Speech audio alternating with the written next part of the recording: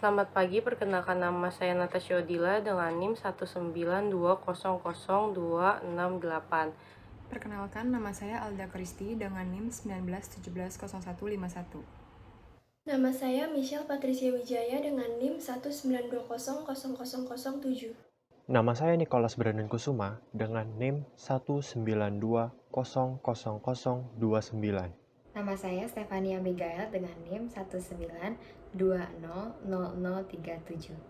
Saya ingin memaparkan bagaimana langkah-langkah yang dapat saya ambil sebagai gubernur untuk meningkatkan pelaku pariwisata di destinasi saya. Langkah pertama yang dapat saya ambil adalah melakukan pembersihan dan renovasi ulang secara berkala di daerah destinasi atau objek wisata. Dengan melakukan pembersihan secara berkala di destinasi atau objek wisata dapat membuat destinasi dan objek wisata lebih tertata dan lebih bersih sehingga para wisatawan yang sudah lama tidak berkunjung ada keinginan untuk mendatangi destinasi tersebut.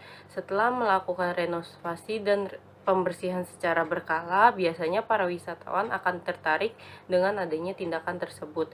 Tetapi selain menggunakan tindakan ini, kita harus melanjutkan dengan langkah-langkah yang lainnya. Langkah yang kedua adalah membangun infrastruktur.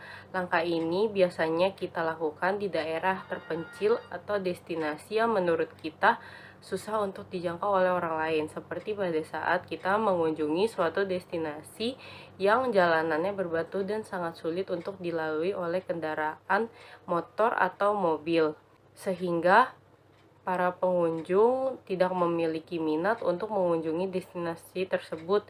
Contohnya di negara saya ini ada sebuah destinasi yang cukup terpencil dan belum terlalu terkenal dikarenakan sarana dan prasarananya tidak lengkap atau kurang lengkap sehingga destinasi tersebut tidak dikenal oleh banyak orang.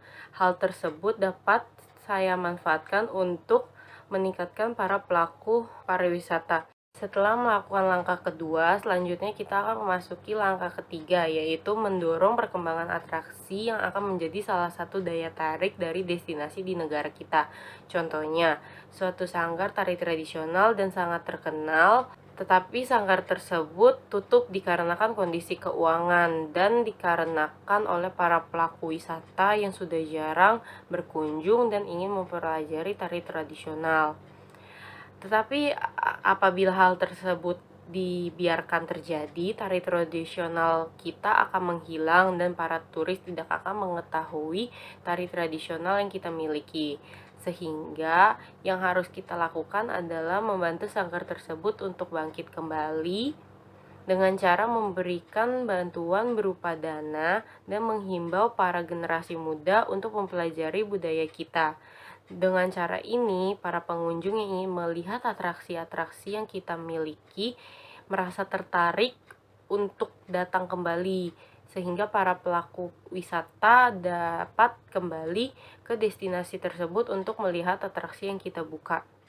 Selanjutnya adalah langkah-langkah keempat, yaitu membangun akomodasi di sekitar destinasi pariwisata. Dengan membangun akomodasi atau tempat menginap, hal tersebut juga merupakan salah satu menginap dari para pelaku yang mengunjungi destinasi. Contohnya pada saat kita berpergian ke suatu destinasi, tetapi di destinasi tersebut tidak memiliki akomodasi yang memadai atau hotel yang memadai, sehingga membuat kita merasa tidak ingin mengunjungi destinasi tersebut. Hal ini juga merupakan salah satu yang harus diperhatikan pada saat kita meningkatkan pelaku pariwisata di negara kita.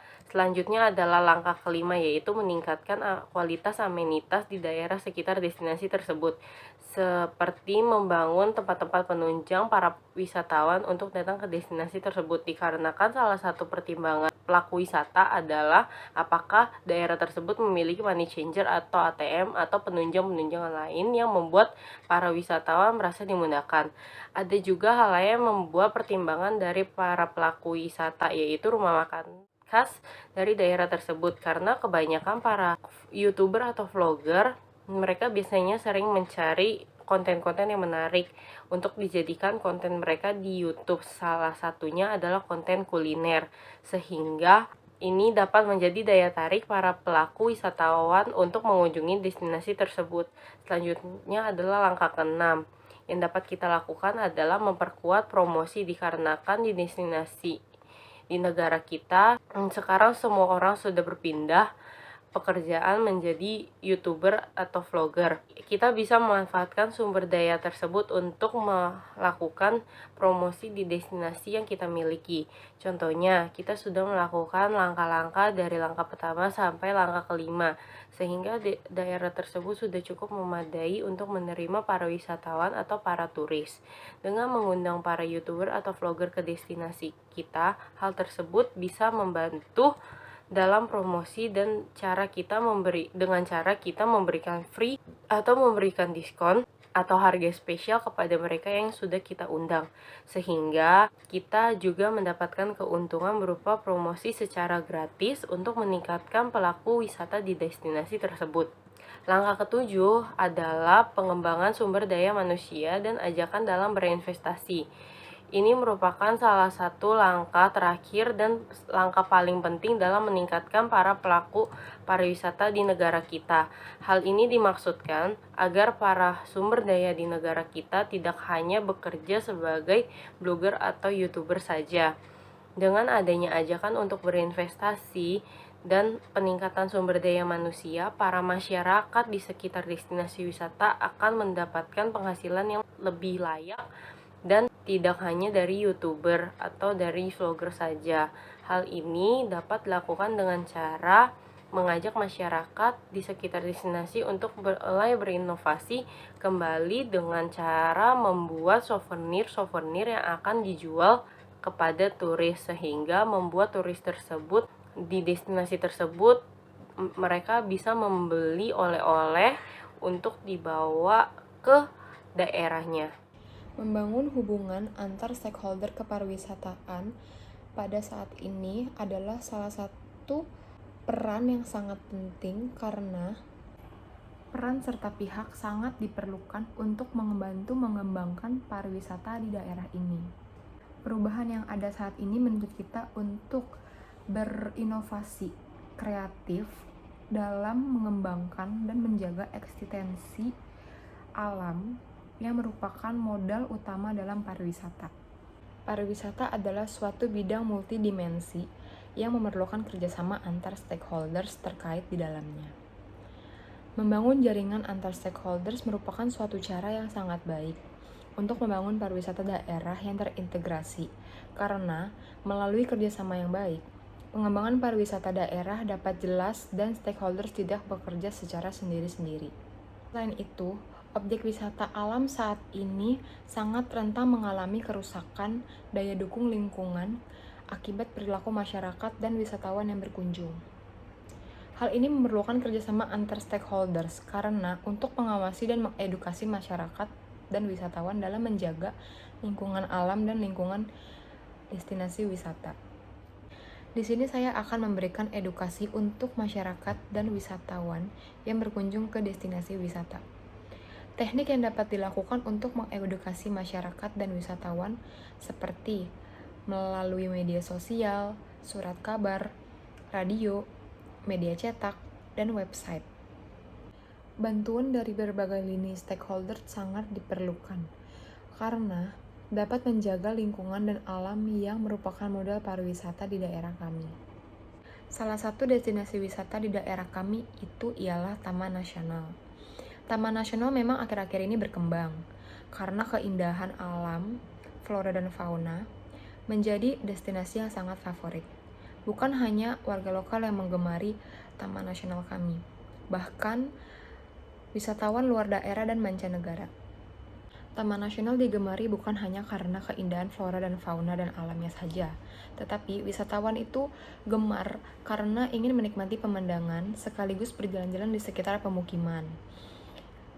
Pemukiman penduduk yang dicat dengan warna-warni yang disebut dengan Kampung Pelangi, mencoba fasilitas sepeda air, lanting wisata susur, sungai, menaiki kelotok wisata, hingga jungle trekking ke Taman Nasional.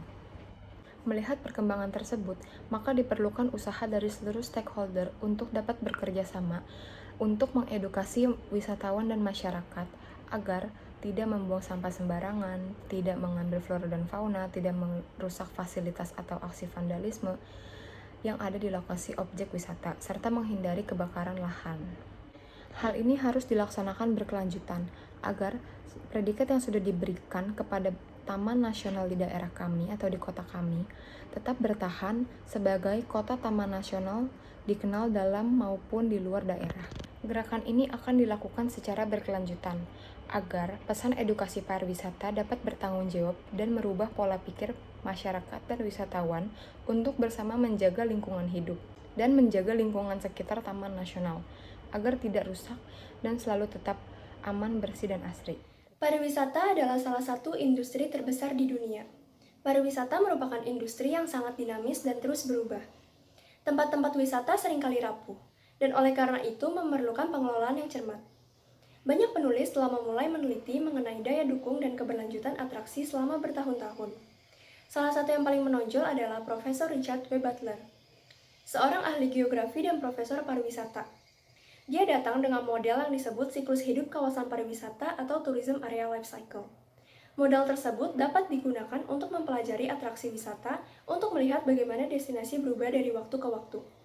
Di dalam siklus ini terhadap 6 tahapan dalam pembangunan destinasi, yaitu exploration, involvement, development, consolidation, stagnation, dan rejuvenation. Berikut ini adalah penjelasan dari 6 tahapan tersebut. Tahapan yang pertama adalah exploration atau penemuan. Exploration atau penemuan merupakan tahap pertama dari siklus ini. Ini adalah tahap di mana jumlah pengunjung yang sangat terbatas mengunjungi daerah tersebut. Pengunjung biasanya membuat pengaturan perjalanan masing-masing dan pola kunjungannya tidak teratur. Pada tahap ini, masyarakat lokal tidak terlibat dalam menghasilkan uang dari kegiatan yang berhubungan dengan wisata. Dan oleh karena itu menikmati manfaat ekonomi yang sangat sedikit, atau tidak sama sekali dari interaksi mereka dengan wisatawan. Contoh tahapan exploration terhadap Pulau Sejahtera Selalu yaitu potensi pariwisata yang berada pada tahapan identifikasi dan menunjukkan pulau ini memiliki potensi untuk dikembangkan menjadi daya tarik atau destinasi wisata karena didukung oleh keindahan alam yang masih alami. Pada sisi lainnya telah ada kunjungan wisatawan dalam jumlah kecil dan mereka masih leluasa untuk bertemu dan berinteraksi dengan penduduk lokal. Tahapan yang kedua adalah involvement atau keterlibatan. Involvement atau keterlibatan merupakan tahap di mana jumlah orang yang berkunjung ke daerah semakin meningkat. Oleh karena itu, warga melihat manfaat ekonomi dalam menyediakan beberapa fasilitas, seperti makanan, akomodasi, pemandu, dan transportasi kepada para wisatawan. Saat tahap ini berlangsung, beberapa upaya pemasaran untuk membawa daya tarik keluar sana sudah ada, dan musim turis yang terwujud.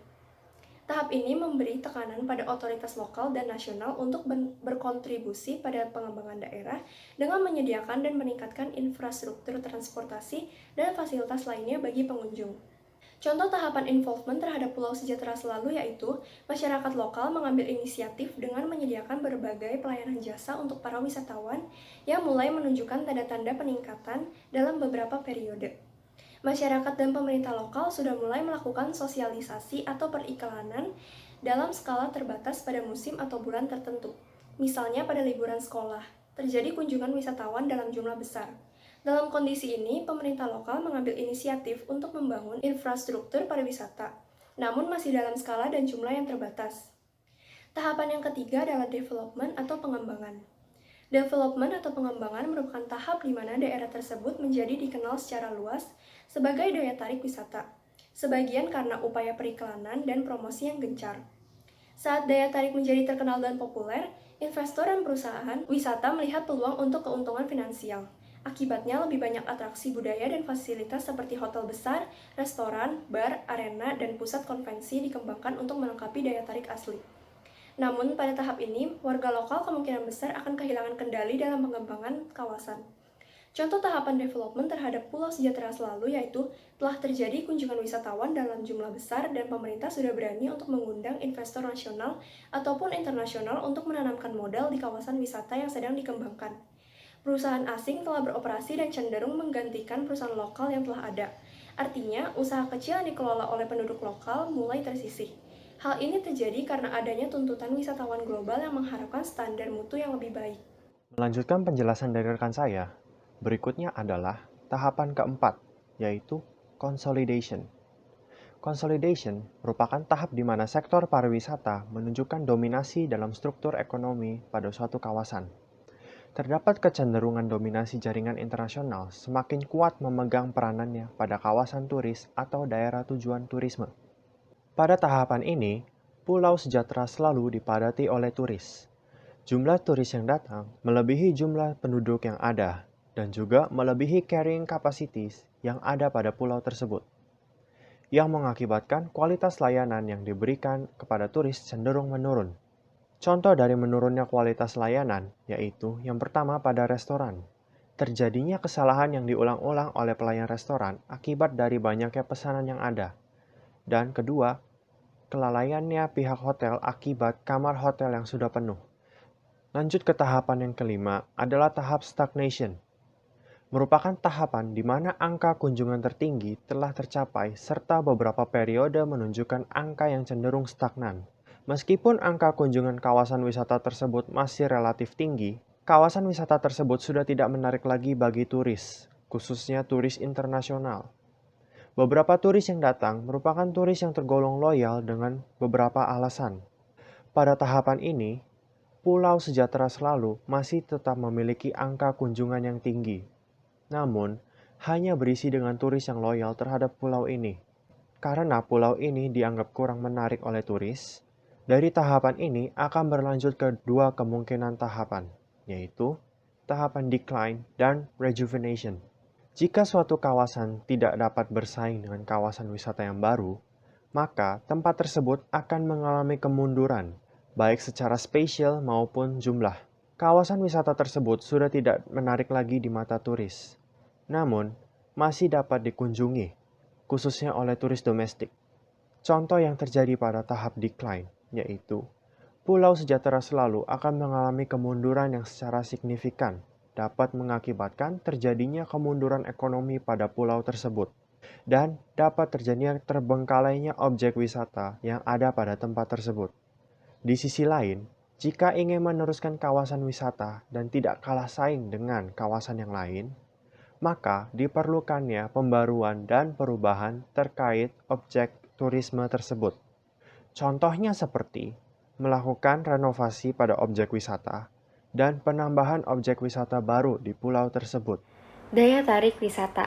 Menurut Undang-Undang Republik Indonesia Nomor 10 Tahun 2009 tentang Kepariwisataan, disebutkan bahwa daya tarik wisata adalah segala sesuatu yang memiliki keunikan, keindahan, dan nilai berupa keanekaragaman kekayaan alam, budaya, dan hasil buatan manusia yang menjadi sarana atau tujuan kunjungan wisatawan.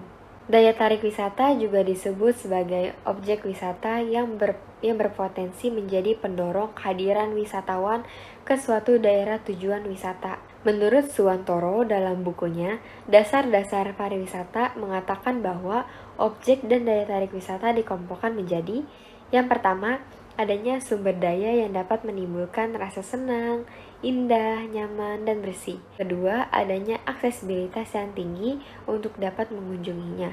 Artinya, tempat wisata tersebut harus mudah untuk dikunjungi dan diakses oleh seluruh wisatawan. Yang ketiga, adanya ciri khusus atau spesifikasi yang bersifat langka. Yang keempat, adanya sarana dan prasarana penunjang untuk melayani para wisatawan yang datang. Yang kelima, objek wisata alam mempunyai daya tarik karena keindahan alam, pegunungan, sungai, hutan, dan sebagainya. Jadi, apa saja sih keindahan alam dan objek wisata alam yang terdapat di pulau tersebut yang akan menjadi keunggulan bagi pulau tersebut? Yang keenam, yaitu objek wisata budaya mempunyai daya tarik tinggi karena memiliki nilai khusus dalam bentuk atraksi kesenian, upacara-upacara adat, nilai-nilai luhur yang terkandung, atau dapat disimpulkan bahwa apa saja sih kekayaan budaya yang dimiliki di pulau tersebut yang dapat dijadikan sebagai objek wisata. Yang kedua yaitu syarat-syarat daya tarik wisata adalah sebagai berikut. Yang pertama yaitu what to see. Pada tempat tersebut harus ada objek dan atraksi wisata yang berbeda dengan objek wisata yang terdapat di pulau lainnya. Dengan kata lain, pulau tersebut harusnya mempunyai daya tarik yang khusus dan atraksi budaya yang bisa dijadikan sebagai hiburan kepada wisatawan. Watusi terdiri dari pemandangan alam, kegiatan, kesenian, dan atraksi wisata. Sebagai contoh, kita bisa berinovasi dengan wahana permainan air dengan memanfaatkan pantai sekitar dan berinovasi dalam menyediakan restoran bawah laut dengan pemandangan laut yang indah dan menarik. Selanjutnya yaitu what to do. Di tempat wisata, selain banyak yang bisa kita lihat dan saksikan, tentunya juga harus disediakan fasilitas rekreasi yang bisa membuat para wisatawan betah untuk tinggal lebih lama di tempat tujuan wisata tersebut. Pulau tersebut dapat memperbanyak tempat-tempat wisata yang menarik. Bahkan, apabila ada tempat bersejarah di pulau tersebut, dapat dijadikan sebagai wisata histori atau wisata sejarah. Tidak hanya itu, what to do mencakup aktivitas apa saja yang akan dilakukan wisatawan ketika berlibur. Penduduk lokal dapat memanfaatkan momen ini dengan membuka atau memperkenalkan kerajinan tangan khas dari pulau tersebut. Yang ketiga yaitu what to buy.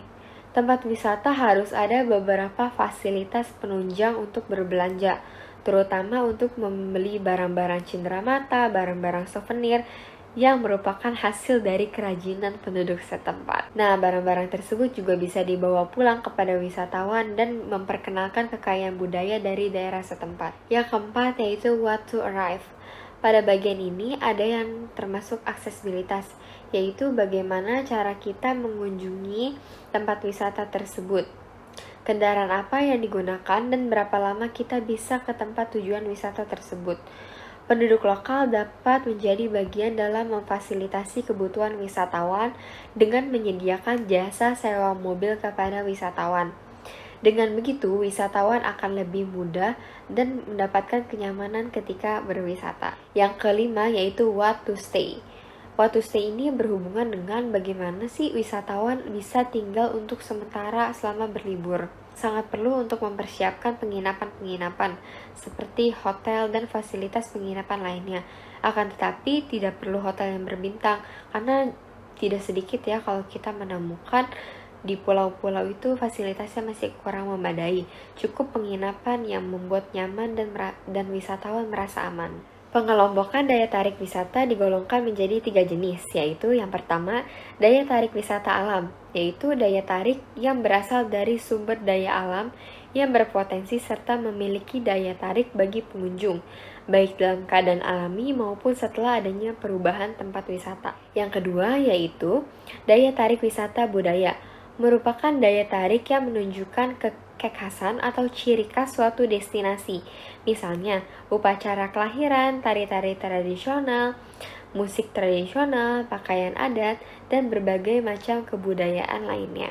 Yang ketiga yaitu daya tarik wisata buatan, merupakan daya tarik hasil karya manusia yang dapat dimanfaatkan dan dikembangkan sebagai tempat wisata. Nah, contohnya yaitu ada taman rekreasi, taman nasional, pusat perbelanjaan, dan lain-lain. Nah, apa aja sih program-program wisata untuk meningkatkan daya tarik wisatawan? Yaitu yang pertama meningkatkan ketersediaan sarana dan prasarana yang dibutuhkan wisatawan.